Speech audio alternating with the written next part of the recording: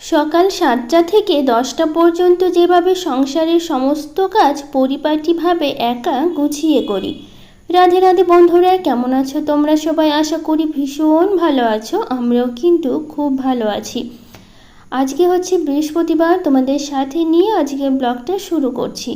সাথে থাকো, আজকের ব্লগটা তোমাদের খুব ভালো লাগবে।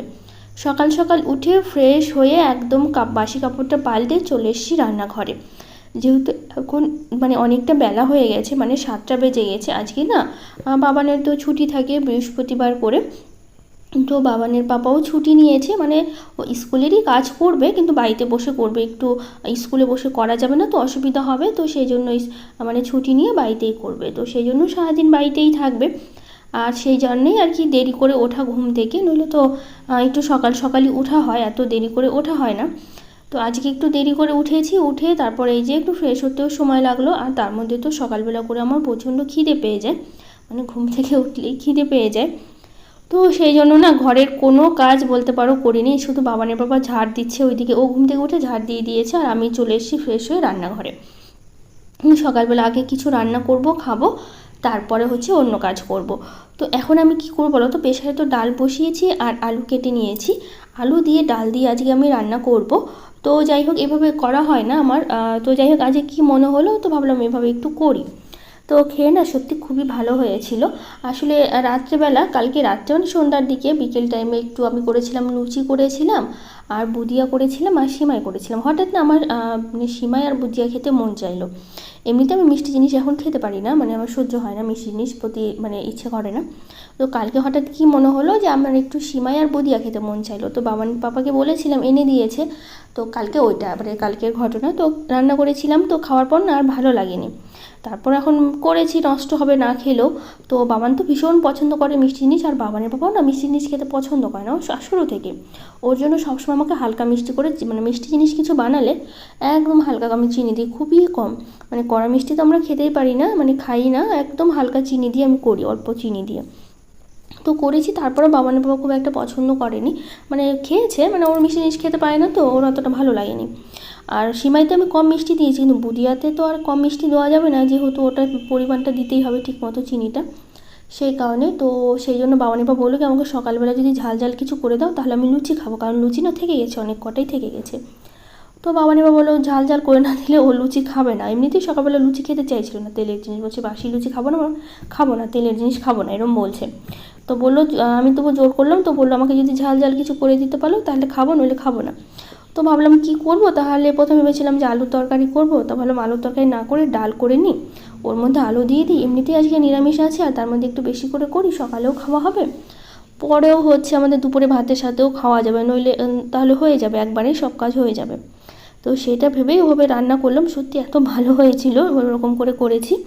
আর লুচিগুলো আছে, আর বাবান কিন্তু, এটা বাবানের আর বাবানের পাপার আর আমার থালা, বাবান কিন্তু সকালেই খেয়ে নিয়েছে, আমি রান্না করেছি, ও নিজের ইচ্ছা মতো বুদিয়া সিমাই দিয়ে লুচি দিয়ে খেয়ে নিয়েছে, কারণ ও ভীষণ মিষ্টি জিনিস খেতে পছন্দ করে, ওর খুবই পছন্দ, সারাদিন বলতে পারো ওই খেয়েছে। আমরা এই সকাল টাইমে খেয়েছি, আর খাওয়া হয়নি। তো যাই হোক, আরেকটু করে থেকে গেছে, ওটা আমি ফ্রিজে তুলে রেখেছি। তো এদিকে আমাদের সবার খাওয়া দাওয়া হয়ে গেল। এখন ঘর বাড়ি একটু গোছাতে যাবো, কারণ বিছানা পর্যন্ত আমি গোছাইনি, এভাবে চলে এসেছিলাম সকালবেলায় রান্নাঘরে, ঘুম থেকে উঠেই সব কিছু ফ্রেশ হয়ে রান্নাঘরেই চলে এসেছিলাম। তো ওই যে কটা বাসন হয়েছে, বাসন কটা মেজে নিয়ে তারপরে বাকি কাজগুলো সারবো।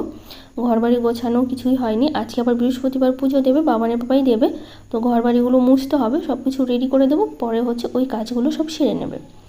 তো এইদিকে বাসন কটা মেজে নিলাম, ভাবলাম রান্নাঘরটা একটু পরিষ্কার করে নিই। তো এইদিকে আমি বেসিনটা পরিষ্কার করছি, এদিকে সব ওভেনটা একটু মুছে রাখবো।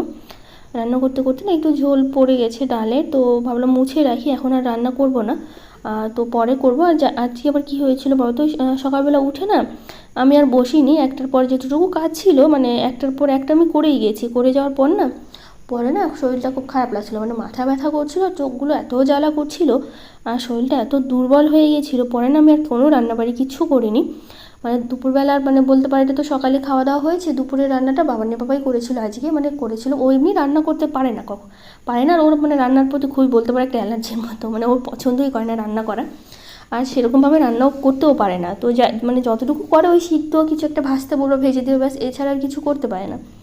তো ও সেটাই করেছিল। আমি ভেবেছিলাম বাঁধাকপি আছে, আজকে যেহেতু নিরামিষ, একটু বাঁধাকপির ঘন্ট করে নেব, বাঁধাকপি এনেছিল বাজার থেকে কালকে, তো সেটা তো আর ওই তো করতে পারবে না, ও শুধুমাত্র ভাত আর একটু ভাজা করে রেখেছিল, পটল ছিল ঘরে, পটল ভাজা, এটা দিয়ে আমাদের খাওয়া হয়েছে। কারণ ওই রান্না করতে মানে আমি তো করতে পারিনি, শরীরটা খারাপ ছিল, স্নান টান করে আমি শুয়েই ছিলাম, উঠিনি আর। তো অনেক পরেই ভাত টাত খাওয়া হয়েছে, কারণ ভালো লাগছিল না শরীরটা দেখে পরে। তো সেই কারণে ওই আজকে রান্না করেছে, পরে আমাকে আর রান্না করতে হয়নি, ওটা দিয়ে আজকে কোনো রকমে চালিয়ে নিয়েছি, কারণ এছাড়া আর কোনো উপায় ছিল না সেই কারণে। তো এদিকে আমার ওভেনটা মোছা হয়ে গেছে, এদিকে রান্নাঘরটা আমি পরিষ্কার করে নিয়েছি, তারপরে চলে আসি বিছানা গোছাতে। যে কত বেলায় যে বিছানাটা গোছালাম, মানে এরকম হয় না সকাল সকাল বিছানাটা গুছিয়ে নিই, আর আজকে এদিকে মানে ওই রান্নাঘর থেকে আর বেরোতে পারিনি, আর এদিকে গোছানোও হয়ে ওঠেনি। তো এখন গুছিয়ে নিয়েছি, এত গরম লাগছিল রান্নাঘরে কাজ করতে করতে, একদম ঘরে এসে ফ্যান চালিয়ে কাজ করছি, নইলে গরমে না হচ্ছিল না। তো এইদিকে আমি বিছানাটা গুছিয়ে নিয়ে ঘরগুলো মুছে নেব, কারণ বাবানের পাপা আবার পুজো দেবে, তো স্নান করে নেবে একটু পরে। ওর আবার হচ্ছে বাইরে একটু পরিষ্কার করছিল রান্নাঘরের পাশেরটা, কারণ ওখানটায় অনেক না নোংরা জমে গিয়েছিলো, এতদিন বৃষ্টি টিষ্টি হয়েছে তো পাতা টাতা পড়ে ওই সাইডটা অনেক জিনিস রাখা আছে, পরিষ্কার করা হয় না পাতাগুলো মানে জিনিসগুলো সরিয়ে, তো সেই জন্য ওগুলো সব সরিয়ে সরিয়ে তারপরে খুব ভালো করে বাইরেটা পরিষ্কার করেছে, করে নিয়ে তারপরে হচ্ছে ওই স্নান টান করে পুজো দিয়েছে। তো এইদিকে আমি হচ্ছে ভাবলাম ঘরটা মুছে ফেলি, মুছে রেখে দিই, ও যখন মানে সময় পাবে তখন হচ্ছে পুজোটা দিয়ে দেবে। তো ঝাড়টা যেহেতু সকালবেলা দেওয়া ছিল, আর এই টাইমটা আমি ঝাড় দিইনি, কারণ পরপর না আমি সব কাজ সেরে ফেলেছি, একটু বসিনি, কারণ আমার কাজ রেখে না বসতে ভালো লাগে না, পরপর এই যে করেছিলাম সেই কারণে এই শরীরটা বোধহয় খারাপ লাগছিল। তো ভেবেছিলাম একটু খেয়ে দিয়ে বসবো, কিন্তু আমি আবার বসিনি, কাজের উপরে ছিলাম সব সময়। তো এই দিকটা মোছা হয়ে গেছে, তো এখন এই দিকটা মুছে নেব আমি। তো এটা মুছে ডাইনিংটা মুছবো, ছোটো ঘর আছে, রান্নাঘর আছে, সবই মুছে নেব। তো যাই হোক, অর্চনা হালদার দিদিভাই বলেছে আমাদের এখানে সবজির দাম হচ্ছে খুব ভালো গো দিদিভাই, আর খুব সুন্দর হয়েছে। থ্যাংক ইউ দিদিভাই, তোমাকে অনেক ভালোবাসা। আমাদের এখানেও প্রচুর দাম সবজি, সব জায়গায়ই সবজির দামটা মনে হচ্ছে বেড়েছে, এই বৃষ্টির জন্য বোধহয় সবজির দামটা বেড়েছে, কারণ বৃষ্টিতে অনেক গাছগুলো নষ্ট হয়, অনেক সবজি নষ্ট হয়, সেই কারণেই দামটা এই সময়টা তো প্রতি বছরই দাম বাড়ে, এবছরও দাম বেড়েছে। আমাদের এখানেও প্রচুর সবজির দাম, মানে সবজি কিনে খাওয়াই এখন মুশকিল হয়ে গেছে। আমাদের তো খুব একটা কিনা হচ্ছে না, যতটুকু প্রয়োজন পড়ছে ততটুকু, আর না কিনলেও হচ্ছে না, আর কিনছে কিন্তু হচ্ছে খুব একটা কিনছে না, কারণ যা দাম বেড়েছে এখন সবজি খাওয়াই মুশকিল হয়ে যাচ্ছে, বাজারে গেলেও মনে হচ্ছে ঘুরে আসতে হচ্ছে সবজির দাম দেখে। তো যাই হোক, দিব্যজ্যোতি নাচ চ্যানেল থেকে বলেছে খুব সুন্দর হয়েছে ভিডিও গো, কেমন আছো প্রিয়াঙ্কা? আমি খুব ভালো আছি দিদিভাই, তুমি কেমন আছো অবশ্যই জানিও। তো আগের দিন ব্লগে আরও কিছু দিদিভাইরা কমেন্ট করেছে, Mamata Das beauty makeover and lifestyle, Sumi Majumdar daily life blog, Samiya Akhtar, Rinti Haldar, Shreyasi blog, Nazmin blog, নেসবুল, সবাইকে থ্যাংক ইউ, অনেক ভালোবাসা এত সুন্দর সুন্দর কমেন্ট করার জন্য, এত ভালোবাসা দেওয়ার জন্য। তো যাই হোক, এদিকে তো আমার ঘর বাড়ি সব মোছা হয়ে গেছে, তারপরে হচ্ছে এখন এই সামনেটা একটু মুছে নিচ্ছি, অনেক দিন পর সামনেটা মুছছি, মানে ঘরগুলো তো মোছা হয়, এই সামনেটা বেশিরভাগ বাবার জলই ঢেলে দেয়, অত মোছা হয় না। তো যাই হোক, এদিকে সব কাজ করে না আমি আবার স্নান করে নিয়েছিলাম, আবার সাথে ছিল কয়েকটা জামা বলতে গেলে বাবানের বাবা ওইদিকে কাজও ব্যস্ত ছিল, ওই বেশিরভাগ কাছাকাছি করে, তো বাবানের স্কুল ড্রেসগুলোই ছিল, মানে কেচে দিয়েছিলাম, যেহেতু কালকে আবার তো স্কুল যাবে, আজকের দিনটা ছুটি আছে, তো কালকে স্কুল যাবে, আজকে না কাচলেও আর উপায় নেই, তো সেই জন্য কেচে দিয়েছিলাম।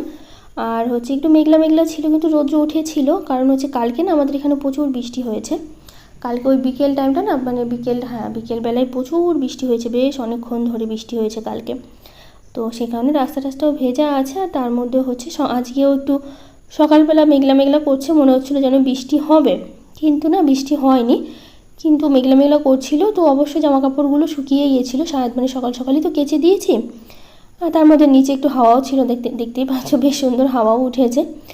তো যাই হোক, আজকের ব্লগটা এই পর্যন্তই, কেমন লাগলো জানিও, আজকের মতো টাটা, দেখা হবে নতুন একটা ব্লগে।